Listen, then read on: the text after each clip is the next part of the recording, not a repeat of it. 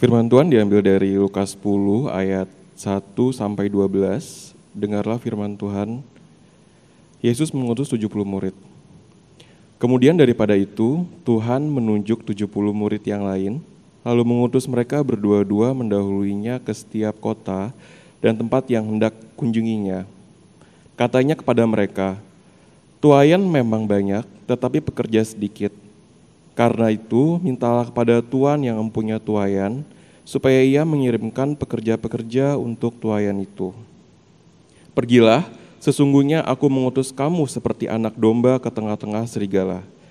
Janganlah membawa pundi-pundi, atau bekal, atau kasut, dan janganlah memberi salam kepada siapapun selama dalam perjalanan. Kalau kamu memasuki suatu rumah, katakanlah lebih dahulu, 'Damai sejahtera bagi rumah ini.' Dan jikalau di situ ada orang yang layak menerima damai sejahtera, maka salammu itu akan tinggal atasnya. Tetapi jika tidak, salammu itu kembali kepadamu. Tinggallah dalam rumah itu, makan dan minumlah apa yang diberikan orang kepadamu, sebab seorang pekerja patut mendapat upahnya. Janganlah berpindah-pindah rumah. Dan jikalau kamu masuk ke dalam sebuah kota dan kamu diterima di situ, makanlah apa yang dihidangkan kepadamu, dan sembuhkanlah orang-orang sakit yang ada di situ, dan katakanlah kepada mereka, 'Kerajaan Allah sudah dekat padamu.' Tetapi jikalau kamu masuk ke dalam sebuah kota, dan kamu tidak diterima di situ, pergilah ke jalan-jalan raya kota itu dan serukanlah, 'Juga debu kotamu yang melekat pada kaki kami kebaskan di depanmu. Tetapi ketahuilah ini, Kerajaan Allah sudah dekat. Aku berkata kepadamu, pada hari itu Sodom akan lebih ringan tanggungannya daripada kota itu." Demikianlah firman Tuhan. Oke, thank you Sam yang sudah memimpin kita dalam pembacaan firman Tuhan hari ini. Saudara, ini kita mau lanjut pembahasan kita dari seri khotbah Kitab Lukas, ya, terutama kita sekarang sedang berada di dalam bagian perjalanan narasi perjalanan Tuhan Yesus dan murid-muridnya dari Galilea ke Yerusalem. Kita akan membahas ini dari pasal 9 sampai pasal 19 yang kita harapkan dapat kita tuntaskan di tahun ini, ya, bagian ini, ya, perjalanan Tuhan Yesus dari Galilea ke Yerusalem. Nah, saudara, kalau minggu lalu kita sudah memulai bagian ini dengan merenungkan tentang kehidupan kita mengikut Yesus, kehidupan kita sebagai murid-murid Yesus. Kita sudah merenungkan pola kehidupan kita sebagai murid Yesus, dari pola perendahan kepada peninggian atau kepada kemuliaan, dan apa saja dinamika-dinamika yang kita akan hadapi.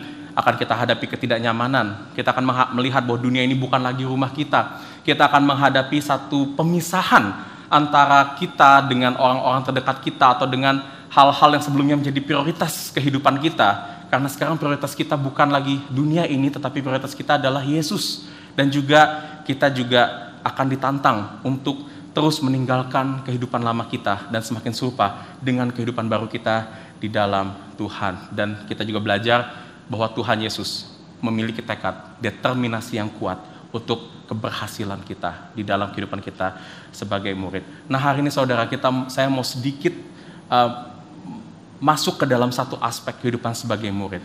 Saya ingin bertanya kepada saudara-saudara sekalian, bagaimana kita bisa menjadi murid Kristus semuanya di tempat ini?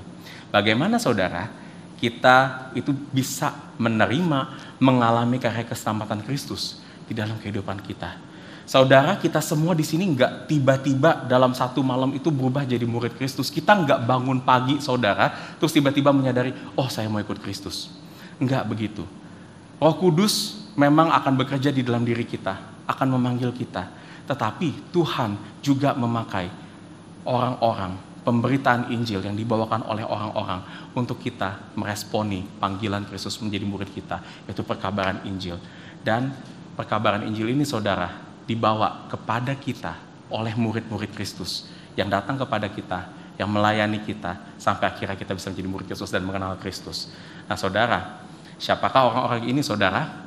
Orang-orang ini adalah murid-murid Kristus, dan orang-orang ini pun juga adalah kita semua. Kita yang telah menerima Kristus, kita yang telah mendengar kabar Injil ini, juga saat ini kita dipanggil untuk membawa kabar Injil ini kembali kepada orang-orang di sekitar kita. Karena kabar Injil adalah kabar yang harus diberitakan, saudara. Karena melalui pemberitaan lah, melalui orang-orang mendengar Injil lah, mereka akan datang kepada Kristus. Dan dari situlah mereka akan mengenal dan juga menjadi murid Kristus. Dan inilah yang akan kita renungkan bersama-sama, saudara, di Lukas 10 ayat 1-12 yang tadi udah kita baca bersama-sama tentang panggilan misi dari murid-murid Kristus. Yang akan kita bahas dalam 3 poin sebagai berikut ini, saudara. Pertama, panggilan untuk bermisi. Kedua, tantangan dalam bermisi. Yang ketiga, kekuatan dalam bermisi. Sebelum kita masuk dan merenungkan poin-poin yang lebih dalam lagi, kita berdoa terlebih dahulu ya. Bapa, kami seringkali melihat misi dalam kehidupan kami sebagai satu hal yang opsional, sebagai satu hal yang mungkin ini bukan bagian kami, tapi Tuhan, firman-Mu hari ini, perikop yang Kau nyatakan kepada kami hari ini, memberitahukan kepada kami bahwa panggilan bermisi adalah panggilan dari semua murid-murid Kristus, dan kami adalah orang yang ada di dalamnya. Dan Bapa, ajar kami untuk mengerti, ajar kami untuk melihat bagaimana kami menjalani panggilan ini di dalam segala kapasitas kami, dalam segala kehidupan kami dengan setia, dan melihat bagaimana Tuhan dengan setia juga mengerjakan misi-Mu ini dengan luar biasa di dalam kehidupan kami, di dalam gereja kami dan sekitar kami. Dan biar dari sini kami dapat melihat the big picture, kami bisa melihat gambaran besar dari misi Tuhan di dalam dunia ini dan melalui gereja Tuhan. Terima kasih Bapak, dalam nama Kristus kami sudah mengucap syukur. Amin. Kita masuk ke poin pertama, panggilan untuk bermisi. Saudara, kisah Tuhan Yesus mengutus murid-murid untuk menjalani panggilan misi dalam pasal 10 ayat 1-12 ini terkesan seperti sebuah pengulangan. Karena sebelum ini di Lukas pasal 9 ayat 1-6 itu kita juga melihat kisah yang serupa yang tahun lalu juga saya khotbahkan di Gospel Providence Church, di mana di situ Tuhan juga mengutus murid-muridnya untuk memberitakan Injil, atau lebih tepatnya memberitakan tentang kerajaan Allah. Dan saudara, tidak hanya kisah ini serupa, tapi Tuhan Yesus juga mengatakan hal-hal yang serupa di dalam 2 kisah ini. Misalnya, Tuhan Yesus sama-sama mengutus muridnya, dan kata-katanya pun juga mirip, kerajaan Allah sudah dekat. Beritakan bahwa kerajaan Allah sudah dekat, kerajaan Allah sudah datang. Dan Tuhan Yesus juga memerintahkan mereka juga untuk tidak membawa apa-apa dalam perjalanan mereka. Tidak membawa uang, tidak membawa bekal, tidak membawa sepatu. Tuhan Yesus juga memerintahkan mereka juga untuk tinggal di tempat orang yang menerima mereka, dan juga mengebaskan debu ketika mereka tidak diterima di suatu kota. Cara-cara, metode-metodenya di dalam 2 perikop ini tuh ada mirip. Jadi saudara, di perikop ini saya tidak akan membahas lebih detail lagi tentang hal-hal tadi ya, karena saudara bisa dengar di khotbah saya di Lukas pasal 9. Jadi ada kesamaan arti di sini. Tetapi meskipun kedua kisah ini serupa, ada arti yang serupa juga, pesan yang serupa. Lukas memiliki fokus atau penekanan yang berbeda di dalam pengutusan kali ini dengan pengutusan murid-murid di Lukas pasal 9. Dan perbedaan yang paling mencolok di sini adalah dari jumlah murid yang Yesus utus. Kalau di pasal 9, di situ Yesus mengutus 12 murid, di mana 12 murid ini nantinya akan menjadi 12 rasul yang saudara akan bisa baca di kitab Kisah Para Rasul, dan akan terjadi setelah Yesus naik ke atas surga. Tetapi di pasal 10 ini dikatakan jumlah murid yang Yesus utus ini adalah 70 murid, dan kemungkinan 70 murid ini itu di luar dari 12 murid atau 12 murid yang akan menjadi para rasul.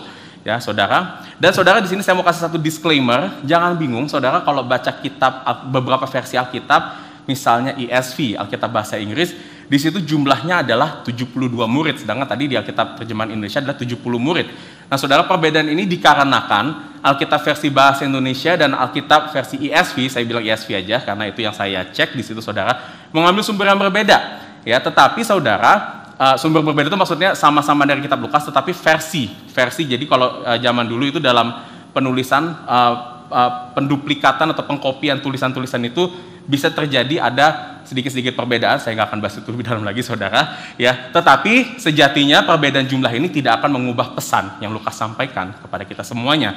Dan agar kita konsisten dengan versi Alkitab bahasa Indonesia, dengan yang kita sudah baca, saya akan memakai angka 70 ya di dalam khotbah saya hari ini. Nah, saudara mungkin bertanya, kenapa jumlahnya 70? Padahal saudara, Alkitab mencatat, nanti kalau kita baca kitab Lukas lagi, kita dapat melihat yang ikut Yesus itu banyak, jumlahnya diperkirakan ratusan. Tetapi kenapa 70 yang Tuhan pilih? Apa spesialnya dengan angka 70 ini? Apakah karena Yesus itu suka dengan angka 70? Saudara, sama halnya dengan jumlah 12 murid Yesus di pasal 9 yang ia utus, itu menyatakan satu hal di perjanjian lama, yaitu 12 suku Israel. Angka 70 ini, saudara, sebenarnya juga didasari pada suatu jumlah di perjanjian lama juga, yang menyatakan bahwa panggilan untuk bermisi, saudara, itu bukanlah hal yang baru pada zaman Tuhan Yesus. Tuhan Yesus bukanlah orang pertama yang membawa kegerakan misi ke dalam dunia ini. Tetapi kegerakan misi, panggilan untuk bermisi itu sebenarnya sudah ada sejak di perjanjian lama. Bahkan sudah ada sejak awal Tuhan menciptakan dunia ini. Apa maksud saya di sini? Oke saudara, saya ingin ajak kita kembali ke perjanjian lama. Tepatnya saya mau ajak kita kembali ke halaman pertama di Alkitab kita, ke Kejadian pasal 1. Di mana situ kita tahu bersama dituliskan tentang kisah penciptaan dunia. Dan di situ Tuhan juga menciptakan manusia, dikatakan Tuhan menciptakan manusia, dan Tuhan menciptakan manusia sebagai apa saudara? Gambar dan rupa Allah. Dan ini berarti saudara, manusia memiliki satu peran untuk sebagai menyatakan kemuliaan Allah sebagai gambar dan rupa Allah. Dan Tuhan memakai manusia. Dia tidak memakai ciptaan, dia tidak memakai binatang, dia tidak memakai tumbuh-tumbuhan, tidak memakai lautan, tidak memakai bintang-bintang, tetapi memakai manusia sebagai gambar dan rupa Allah yang memiliki peran untuk menyatakan kemuliaan Allah. Dan tidak hanya itu saja, di Kejadian 1 ayat 28, Tuhan secara khusus memberikan satu mandat kepada manusia yang kita kenal sebagai mandat budaya, yang berkata agar manusia kita dipanggil untuk memenuhi dan menaklukkan bumi dengan beranak cucu dan bertambah banyak di dalam dunia ini. Saudara, sekilas panggilan ini terdengar seperti apa saudara? Panggilan kita untuk bermisi, beranak cucu, bertambah banyak, memenuhi bumi dengan dunia ini. Kenapa saudara? Karena dengan manusia memenuhi dunia ini, dengan kita bertambah banyak, artinya bertambah banyak pula gambar dan rupa Allah. Dan itu artinya juga saudara, itu akan memenuhi dunia ini dengan kemuliaan Allah. Dan ini artinya ini juga adalah panggilan untuk bermisi, panggilan untuk menyatakan kemuliaan Allah. Sehingga saudara, misi ini sudah ada sejak awal. Dan tidak hanya itu, misi ini ada di dalam diri setiap manusia. Ini adalah bagian dari rancangan Tuhan bagi setiap manusia yang Tuhan ciptakan di dalam dunia ini. Sejatinya saudara, panggilan bermisi, panggilan membawa kemuliaan Allah, itu adalah natur di dalam diri manusia. Tetapi ceritanya kita tahu saudara, setelah itu apa yang terjadi?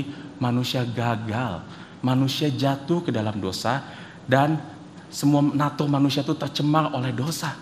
Oleh karena itu saudara, manusia yang sudah tercemar oleh dosa ini gak lagi mau tunduk pada misi kemuliaan Allah, dan tidak lagi mencerminkan gambar dan rupa Allah di dalam dunia ini.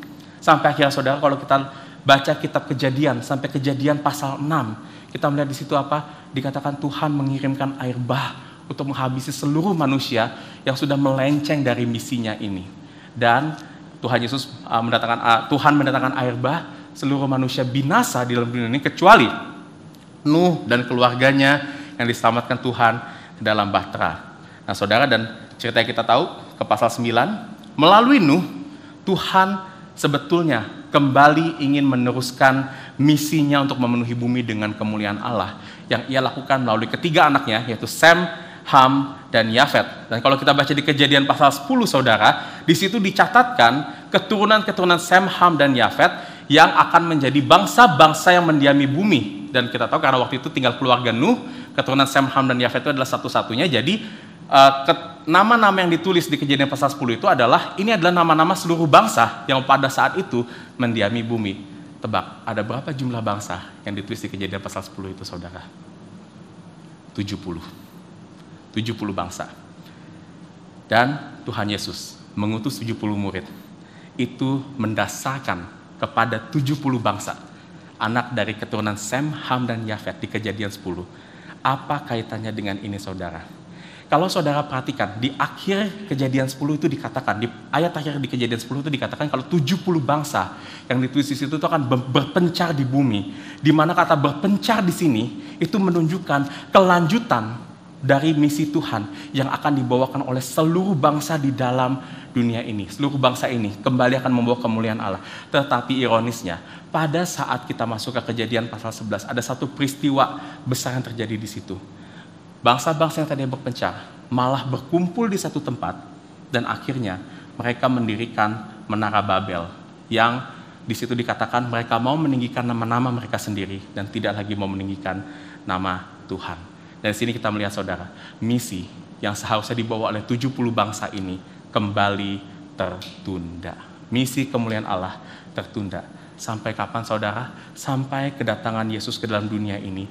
Yesus datang ke dalam dunia ini untuk meneruskan misi memenuhi bumi dengan kemuliaan Allah ini. Tetapi tidak hanya dilakukan oleh bangsa tertentu saja, tidak hanya dilakukan oleh golongan-golongan tertentu saja, tetapi Yesus harapkan agar seluruh bangsa kembali membawa misi ini ke dalam dunia yang ditandakan dengan pengutusan 70 murid yang mewakili atau merepresentasi 70 bangsa atau semua bangsa di Kejadian pasal 10. Saudara, Yesus menggenapi pengutusan ini di dalam karya penebusannya dengan mengampuni dosa-dosa kita, dan dia kembali merestorasi natur panggilan misi yang tadinya sudah rusak karena dosa itu di dalam kehidupan kita. Sehingga saudara, kita semuanya di sini itu memiliki natur itu kembali untuk membawa misi kemuliaan Allah ke tengah-tengah dunia ini saudara. Panggilan bermisi akan datang satu paket saudara dengan panggilan kita menjadi murid Kristus. Dan oleh sebab itu, semua murid Kristus, kita semua di sini saudara, itu adalah misionaris. Kita semua sebagai satu gereja itu memiliki peran untuk membawa misi kemuliaan Allah ini di dalam kehidupan kita. Dan mungkin sekarang saudara berpikir, Ko Davin gimana caranya menjalani panggilan bermisi ini? Saya rasanya tuh kalau ngeliat harus khotbah kayak saya atau kayak Pak Riza di atas mimbar ini, saya kok kayaknya gak bisa. Saya gak ada dorongan, gak ada keinginan khusus untuk seperti itu. Saya juga rasanya gak punya tuh keinginan khusus untuk pergi-pergi ke daerah-daerah lain untuk meninggalkan pekerjaan saya dan memberitakan Injil. Seperti ada rekan kita, Jackie dan Paul di sini, ya. Jackie salah satu rekan yang merintis gereja ini bersama-sama dengan kita. Mereka bermisi saudara, pergi meninggalkan tanah kelahirannya di Amerika ke negara yang namanya Kyrgyzstan. Ya. Atau mungkin saudara berpikir, saya ini orangnya introvert. Saya jangankan suruh ngabarin Injil, suruh kenalan sama orang aja saya deg-degan. Saya nggak bisa, saya nggak luwes. Saudara, seringkali kita pikir panggilan bermisi itu harus jadi seorang full timer seperti saya, atau pelayan penuh waktu di gereja seperti saya. Atau mungkin kita seringkali hanya berpikir pelayanan misi itu harus kayak Jackie dan Paul, harus pergi ke daerah tertentu mengabarkan Injil. Atau mungkin kita berpikir kalau kita pergi bermisi itu harus pergi kayak kita mengabarkan Injil ke jalan-jalan, ke daerah tertentu, berbicara dengan orang asing, menginjili orang itu. Saudara, saya harus katakan itu juga bagian dari pekerjaan misi, itu juga adalah pekerjaan misi. Tetapi pekerjaan misi lebih luas daripada hal-hal yang tadi saya sebutkan. Tidak hanya terbatas menjadi seorang full timer atau menjadi seorang street evangelism, penginjil-penginjil di jalanan, atau pergi ke daerah-daerah tertentu. Saudara, bayangkan saudara, panggilan bermisi ini seperti analogi Paulus di 1 Korintus pasal 12, yaitu sebagai satu tubuh yang memiliki anggota berbeda-beda. Saudara mungkin di sini tidak memiliki dorongan untuk menjadi full timer atau misionaris, and it's okay, tidak apa-apa. Tetapi saudara tetap bermisi. Kita dipanggil bermisi di dalam keluarga saudara, di dalam marketplace saudara, di dalam komunitas saudara saat ini. Dan mungkin saudara juga saat ini belum punya kesempatan untuk sharing Injil secara langsung kepada orang-orang di sekitar kita. Tapi saudara bisa mulai dengan misalkan membangun relasi yang baik dengan orang-orang di sekitar kita. Saudara bisa mungkin belum ada kesempatan di kantor untuk sharing Injil secara langsung, tapi kita bisa melihatkan nilai-nilai Injil dalam pekerjaan baik kita, dalam integritas yang kita pegang di dalam pekerjaan kita. Itu semuanya saudara, baik kita sharing Injil, baik kita mulai bangun relasi, baik kita mencerminkan nilai-nilai Injil di dalam marketplace kita, di dalam keluarga kita, mencerminkan karakter-karakter Kristus, itu pun juga adalah bagian dari panggilan misi kita. Saudara juga mungkin bukan orang yang pandai bicara, tapi saudara tetap bisa memperlihatkan Injil itu melalui perbuatan saudara juga, melalui karakter-karakter saudara. Apalagi kalau kita dalam satu gereja, kita percaya pekerjaan misi itu adalah upaya yang kolaboratif. Ya, kita mungkin punya karakter yang berbeda-beda. Kita orang-orang dengan talenta yang berbeda, tapi kita bisa kerjasama, saudara. Pernah beberapa kali saya menemukan ada member-member ngajak saya ngopi bareng, karena dia mau kenalin saya sama temennya. Karena temennya ini punya pertanyaan-pertanyaan tentang Injil yang dia sendiri mungkin kesusahan untuk menjawabnya. Jadi dia ngajak saya. Ini upaya kolaboratif. Atau mungkin saya juga pernah seringkali meminta salah satu teman di sini untuk coba dong kamu follow up teman yang ini. Kenapa begitu, saudara? Karena saya ngeliat kayaknya yang orang ini lebih cocok dengan orang yang mau di follow up itu. Jadi tidak melulu kita harus menjadi one man show dalam bermisi juga. Misi itu adalah satu upaya yang kolaboratif. Kita sama-sama lakukan apa yang menjadi panggilan kita, apa yang menjadi tugas kita sesuai dengan talenta musim kehidupan yang Tuhan berikan kepada kita. Yang penting dalam bermisi itu bukan sekedar caranya, saudara. Bukan juga banyaknya kita bisa menginjili, tapi bagaimana kita dapat menyampaikan Injil itu dan menyampaikan kemuliaan Allah kepada satu sama lain. Terlebih daripada kita banyak-banyakan untuk mengkonversi orang, tapi apakah kita punya hati melihat bahwa orang ini butuh kabar Injil, orang ini butuh untuk mendengar Injil. Aku tahu orang ini punya satu pergumulan, dan aku tahu jawabannya adalah Injil. Saudara, kalau kita melihat seperti itu, kita merasakan saat itu artinya kita sudah memiliki natur panggilan dalam bermisi. Dan waktu kita berbicara, waktu kita mengekspresikan Injil itu, dari perkataan kita, dari perbuatan kita, saudara, itu akan keluar secara natural. Itu nggak akan kita buat-buat, nggak akan kita paksa-paksakan. Dan itu yang Tuhan harapkan di dalam panggilan bermisi dalam kehidupan kita. Itu yang kita harapkan, yang Tuhan harapkan dalam kehidupan kita sebagai murid-murid Yesus. Dan tentunya, saudara, ini bukan panggilan yang mudah. Panggilan bermisi akan mengalami satu tantangan dan hambatan yang besar. Dan kita akan lihat di poin kedua, apa saja tantangan-tantangan yang akan kita hadapi dalam bermisi. Masuk ke poin yang kedua, tantangan dalam bermisi.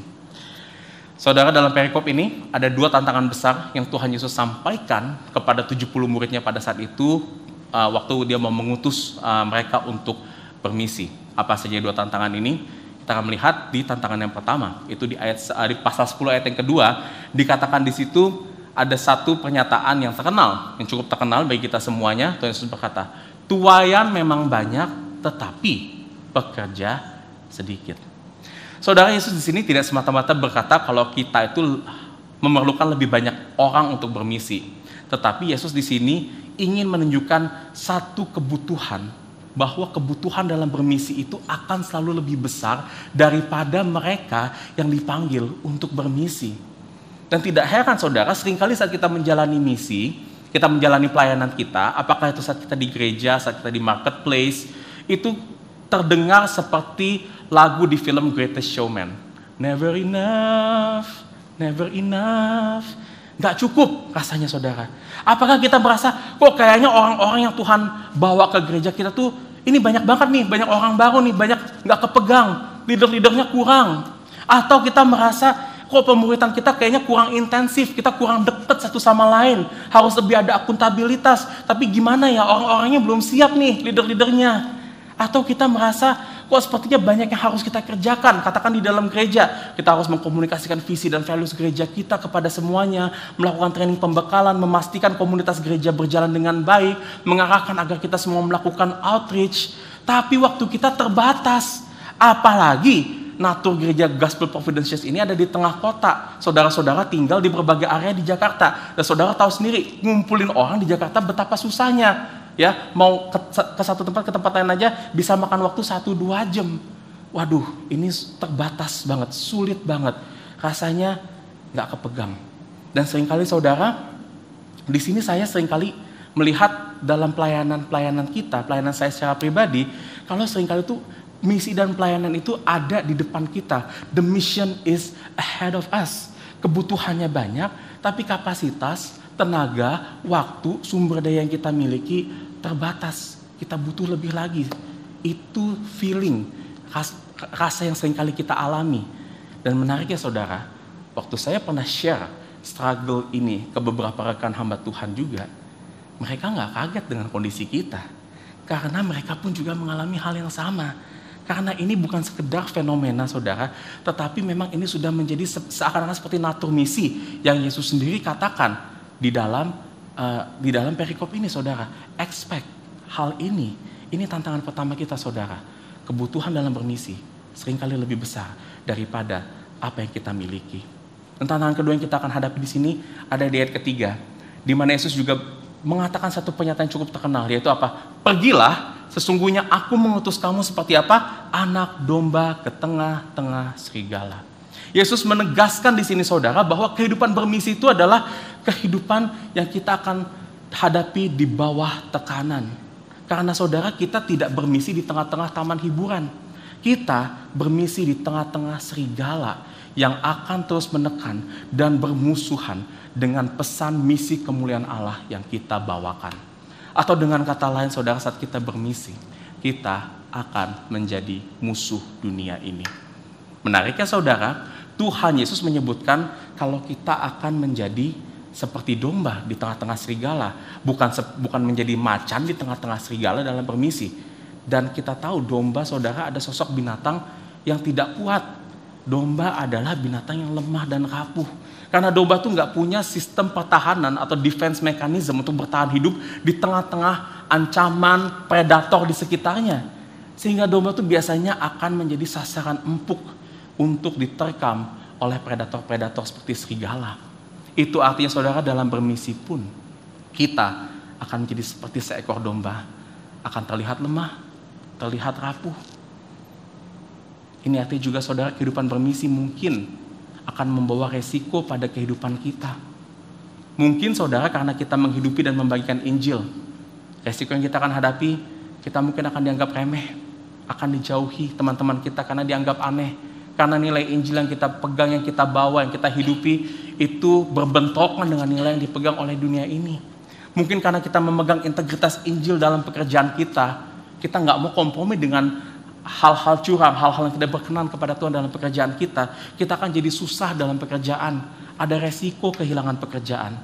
Atau bagi yang berbisnis akan resiko kehilangan partner bisnis, kehilangan order, atau dapat untung jadi lebih susah karena kita memegang integritas Injil.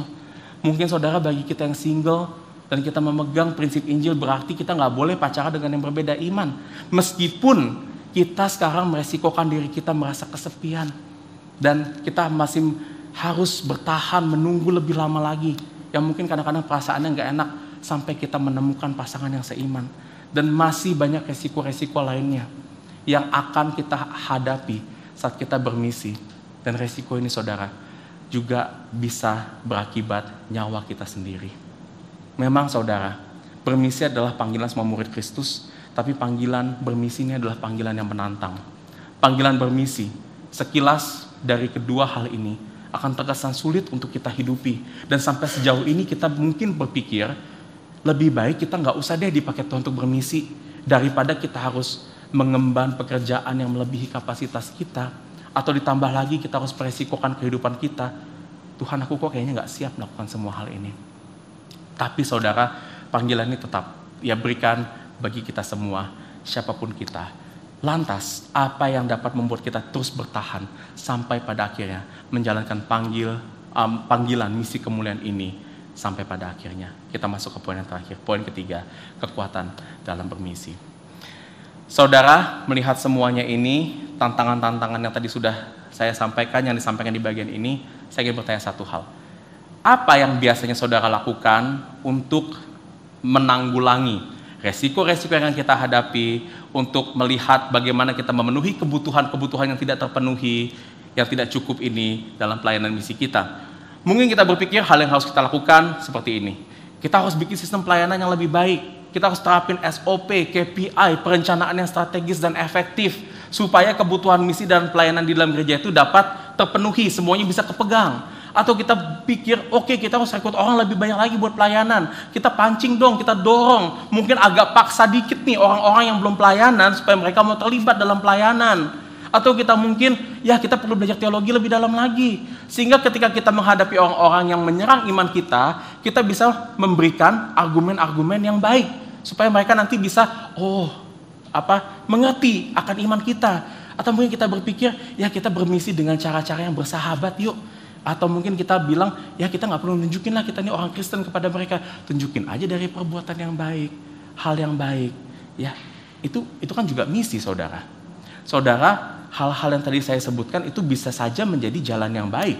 Kita juga di GPC mulai tahun ini, beberapa fokus kita adalah untuk membuat beberapa SOP, menerapkan beberapa KPI, ada perencanaan, strategi-strategi, program-program yang kita mau lebih fokuskan agar lebih tepat sasaran, yang tujuannya untuk pemuritan saudara. Dan kita juga terus akan melatih leader baru, memperlengkapi member-member kita, agar mereka semakin mau terlibat dalam pelayanan dan dalam misi. Tetapi saudara, hal-hal ini bukan hal terutama yang Yesus beritahukan di dalam perikop ini yang harus kita lakukan untuk menghadapi tantangan panggilan bermisi.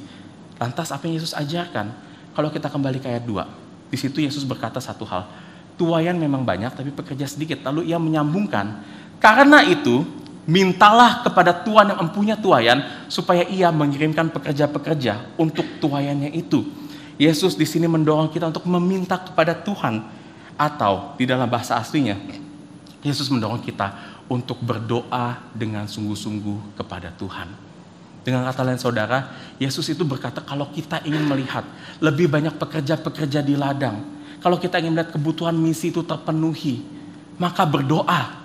Dan bukan doa itu menjadi salah satu kegiatan dalam bermisi saja, tetapi doa ini menjadi segala-galanya dalam bermisi. Semakin besar kebutuhan akan pekerja, semakin besar kebutuhan bermisi kita, maka seharusnya doa kita pun harusnya semakin besar, semakin sungguh-sungguh, bukan sebaliknya.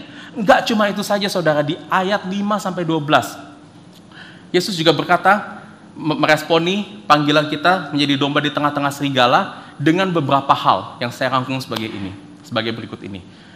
Tuhan mengatakan untuk kita tidak membawa pundi-pundi, bekal atau kasut, yang artinya melarang kita untuk membawa kebutuhan utama kita untuk pergi bermisi, untuk pergi dalam suatu perjalanan bagi kehidupan kita. Kita juga diminta untuk tidak memberi salam kepada siapapun dalam perjalanan, karena kalau kita ketemu orang, kita memberi salam, kita ngobrol-ngobrol bentar, orang itu bisa merasa, wah aku mau bantu dia. Ya, jadi saudara, di sini agar kita tidak minta bantuan kepada orang lain, jadi nggak boleh memberi salam kepada orang lain, disitu dikatakan. Dan dikatakan kalau kita diterima di rumah seseorang, kita diterima di kota seseorang, ya, selain kita harus melayani mereka, menyembuhkan, mengabarkan tentang kerajaan Allah sudah dekat, dikatakan kita juga harus makan dan minum apa yang diberikan orang itu, meskipun kita nggak suka. Kita juga nggak boleh pindah-pindah, tidak boleh menerima upah, supaya kita tidak menyusahkan orang di daerah itu dan kita tidak mengambil untung untuk kenyamanan kita sendiri. Dan terakhir juga dikatakan bila kita nggak diterima di satu kota dan kita tidak hanya kita diminta untuk pergi dari situ, tapi juga untuk memberikan satu statement dengan mengibaskan debu di kota itu, memberitahukan bahwa penghakiman sudah dekat kepada mereka. Saudara, penolakan aja udah berat kita terima, apalagi kita harus tetap memberitahukan tentang kabar penghakiman bagi orang-orang itu. Udah berat, tambah berat lagi. Kok di sini kelihatannya saudara, perintah-perintah Tuhan Yesus ini malah terlihat membuat kita tuh semakin lemah, semakin rapuh, semakin membahayakan kita. Kenapa? Saudara, karena Tuhan Yesus ini ingin mengajarkan kepada kita untuk kita tidak bergantung kepada apa yang kita miliki atau kepada hal-hal atau kepada orang-orang di sekitar kita, tetapi bergantung penuh pada pimpinan dan pemeliharaan Tuhan dalam bermisi. Saudara, doa, kebergantungan pada Tuhan adalah hal utama yang Yesus ajarkan di dalam kehidupan bermisi. Doa yang sungguh akan membuat kita semakin bergantung kepada Tuhan, dan dalam keadaan kita yang semakin lemah dan rapuh, sebetulnya di situ juga kita terdorong lebih lagi untuk berdoa lebih sungguh lagi, semakin bergantung pada Tuhan. Tetapi pertanyaannya, mengapa kedua hal ini penting dalam kehidupan bermisi? Apalagi sekarang saudara, kita berpikir doa itu bukan menjadi cara atau solusi terutama dalam kita menanggapi masalah kehidupan, karena doa kita pandang bukan lagi cara yang efektif. Dan apalagi saudara, kita sekarang ini sudah dikelilingi oleh berbagai macam ilmu pengetahuan, teknologi, ya, cara-cara orang-orang yang pintar yang dapat memudahkan kita sebenarnya untuk menyukseskan misi kemuliaan Allah. Tetapi kenapa kok Tuhan malah bilang untuk kita lepaskan itu semuanya? Saudara, karena kekuatan dalam bermisi itu tidak terletak di dalam diri kita. Kekuatan bermisi tidak juga terletak di dalam metode yang kita pakai. Kekuatan dalam bermisi juga tidak terletak kepada sumber daya yang kita miliki. Tetapi kekuatan bermisi itu terletak kepada sang pembawa misi itu sendiri. Yaitu siapa? Tuhan Yesus Kristus. Yang sebelumnya saudara juga telah diutus oleh Tuhan ke dalam dunia ini untuk menjalankan misi. Dan dia sudah menyelesaikan misi ke dalam dunia ini. Instruksi yang Yesus berikan di ayat 1-12, itu bukan hanya instruksi yang dia berikan kepada murid-muridnya, tetapi instruksi itu, ia telah hidupi sendiri, ia telah jalani sendiri. Yesus datang ke dalam dunia ini seorang diri yang dirasa kok sepertinya dia lemah, dia rapuh. Tuhan Yesus itu bukan hanya seperti domba di tengah-tengah serigala, tapi dia sang domba itu sendiri. Sang domba yang ada di tengah-tengah kegelapan, kejahatan dunia, yang menolak dia, yang menyiksa dia, yang menolak kerajaan Allah. Tetapi apa yang Yesus lakukan di tengah-tengah tantangan yang begitu besar itu, ia tetap setia sebagai domba yang setia dan sebagai domba yang lemah dan rapuh. Sampai pada akhirnya ia mati, disembelih di atas kayu salib. Dan saudara, menariknya, Yesus tetap bergantung pada Tuhan. Bahkan sampai ia disalib, ia tetap bermisi, berdoa kepada Bapa di surga. Dia berdoa agar meminta Bapa mengampuni mereka yang berdosa. Berdoa agar kehendak kemuliaan Tuhan itu tetap terjadi, tetap tersebar di dalam dunia ini. Dan menariknya saudara, justru dari kelemahan, kerapuhan Yesus di atas kematiannya di atas kayu salib, disinilah Yesus menyelesaikan misinya dengan baik. Karena di sini ia berhasil menghapus dosa. Dosa yang menghalangi kemuliaan Allah dinyatakan di dalam kehidupan kita. Dosa yang ada di dalam diri kita, yang menghalangi natur kita untuk membawa misi itu, membawa Injil itu keluar. Dosa itu sudah diangkat saudara.